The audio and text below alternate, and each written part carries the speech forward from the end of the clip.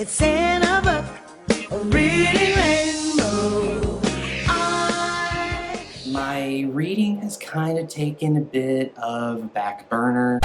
Yeah, for whatever reason, I did not record an intro at all. I also didn't give a spoiler warning. There will be lots of spoilers in this video. Let's get into it. First book I read is Agenda 21, Into the Shadows by Beck and Harriet Parke. This is a sequel to Agenda 21. It takes place in a world where UN Agenda 21 has been executed to its fullest capacity. It makes human life miserable, so that way the environment is absolutely not affected whatsoever. This book follows Emmeline and her husband as they have just exited the compound, where all the humans are essentially kept hostage.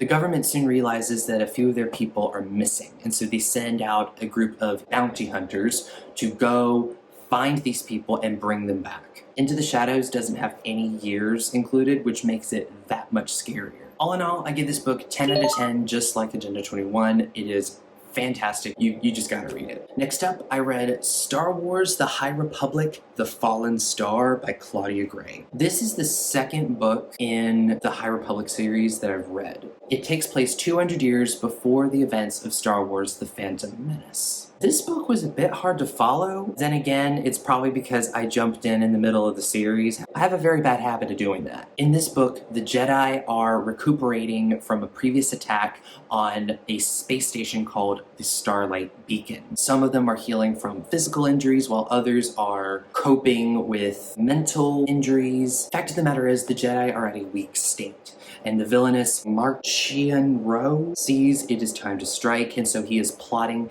the deadliest strike he has ever planned. The High Republic, I think, is well on its way to being like the Marvel Universe. There are so many books in this series, it is not even funny. That being said, I think there is definitely some potential in the High Republic.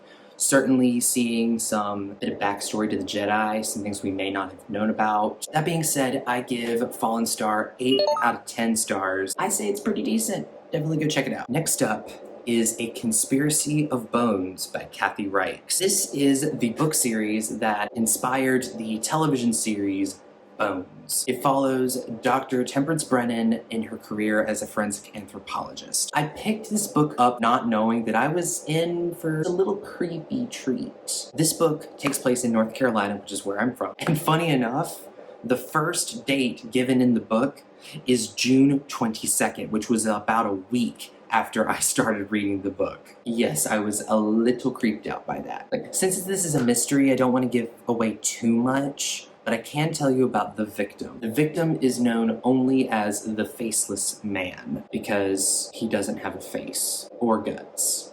It's gross. I really like seeing how Brennan cracks the case down little by little and puts the pieces all together flawlessly. And I think this definitely has to do with Kathy Reichs also being a forensic anthropologist. She would know, okay, what clues would I look for? Would this even have an effect in the case? That definitely helps create a very convincing story. I give this book 6 out of 10 stars. Maybe I jumped in at the wrong point. It could also be that I had false expectations here. Next up, I read Dorothy Must Die by Danielle, Paige. This book blew me away. I am so surprised that it was this good. Dorothy Must Die is kind of an alternate universe to The Wizard of Oz. In this version, Dorothy never left Oz, and in fact, she usurped the Emerald City and established herself as this evil dictator, ruling Oz in terror. However, there is hope for Oz, and it comes in the form of another girl from Kansas named Amy Gum.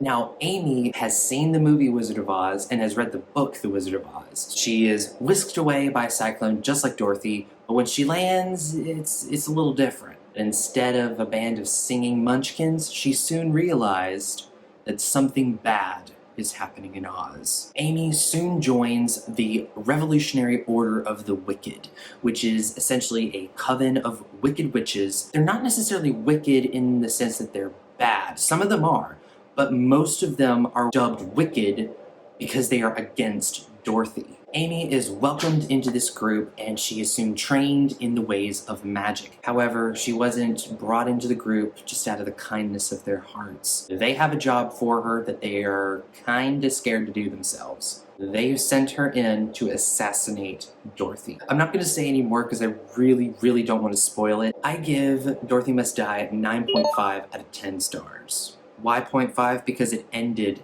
too soon. Next up, I read Star Wars Dooku Jedi Lost by Cavan Scott. This book was written as an audiobook and it has a full cast of voice actors for all of the characters involved. This book features one of my favorite Star Wars characters, Asajj Ventress, as she is beginning her journey to the dark side. As Ventress is being trained in the ways of the dark side, Dooku kind of opens some doors for her in the form of journals, holograms, you name it, that let her into his past and let us into the man behind the monster that is Count Dooku. That all being said, I give it 4 out of 10. It's kind of unfair because I didn't listen to it, but reading-wise, it was not that great. Next up, I read Straight On Till Morning by Liz Braswell. This book went in a direction that I kind of wish it wouldn't have taken. We all know the classic story of Peter Pan, a little boy who can fly, who doesn't want to grow up. He takes 3 children from London to Neverland, blah, blah, blah, blah, blah, the end. The story flips the classic narrative of Peter Pan on its head. It asks the question of what if Wendy traveled to Neverland with somebody else? In this version, Wendy believes in Peter Pan. She thinks she has his shadow in her drawers. It remains in her possession for years and years and years, and Peter has yet to retrieve it. So her belief begins to fade. But she's not going to let go of it just yet. She wants to prove it to herself. So she goes to a shipyard, books passage on a ship to Neverland. And who would captain such a vessel? Captain Hook. As soon as she arrives in Neverland with Captain Hook aboard the Jolly Roger, she soon realizes she's made a deal with the devil and makes her escape. As she is running on the island, she realizes that Neverland isn't quite what she initially thought it would be. I wish we saw more of Peter Pan, and I kind of wish he was more of a villain character. I give this book 8 out of 10 stars. I enjoyed it, but it wasn't the best. Next up, I read My American Life. This was one of the many books that I bought at Student Action Summit this year, and I actually got it autographed by Congresswoman Boebert herself. This is her biography starting from when she was a little girl to present day, where she is a U.S. representative in Washington, D.C. from Colorado. After dropping out of high school, Lauren would work at a McDonald's, and eventually she would end up working for a drilling company where she met her husband. In 2013, she and her husband took a massive leap and decided to open a restaurant called Shooter's Grill, and yes, it was gun-themed. Contrary to popular belief, including my own, not all members of Congress are career politicians. So how does a restaurateur from Colorado get involved in politics? In 2013, a man was reportedly beaten to death outside of her restaurant. So Lauren took the logical decision and got her open carry permit. And she carried a pistol on her hip while working at the restaurant. She has become a very powerful advocate for the Second Amendment and has even gone so far as to carry a gun into the House chambers, which is something I didn't know she was allowed to do, but apparently she is. This book is a 10 out of 10. Y'all gotta read it. You gotta read it. I have a book that I can show you because I was actually finishing this book when I moved up here, and that is Poor Unfortunate Soul by Serena Valentino. I'm gonna put an image right here because this book did not have the dust jacket and I was really bummed about it. Poor Unfortunate Soul is the backstory of the sea witch Ursula from The Little Mermaid. And it answers questions such as, why does she have it out for Ariel? Or why does she have it out for Triton? What did he do to her? Also, remember in the last video I said that the Odd Sisters are behind every villain's plot. Well, they certainly are in this one. The Odd Sisters had a 4th sister by the name of Kirsty. I don't know how you pronounce it. Anyway, she ran away from them. This devastated them because even though they are twisted and wicked, they still love their family. Ursula seems to know where she's gone and offers to return Kirsty to them if they help her get her revenge on King Triton.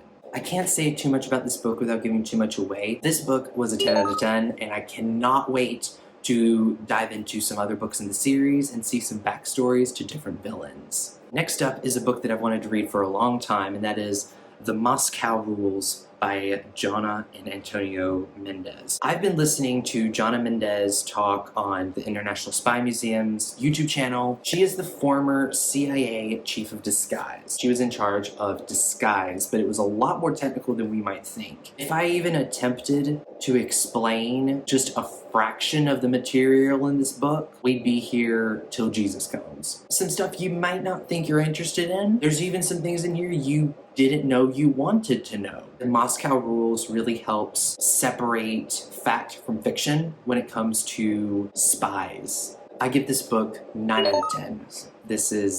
It's fantastic. Finally, I'm on to my current read, and that is The Wicked Will Rise, and that is the sequel to Dorothy Must Die. This takes place seconds after the last few words of Dorothy Must Die. So it's very easy to remember what happened in the last book and kind of carry it over to this one.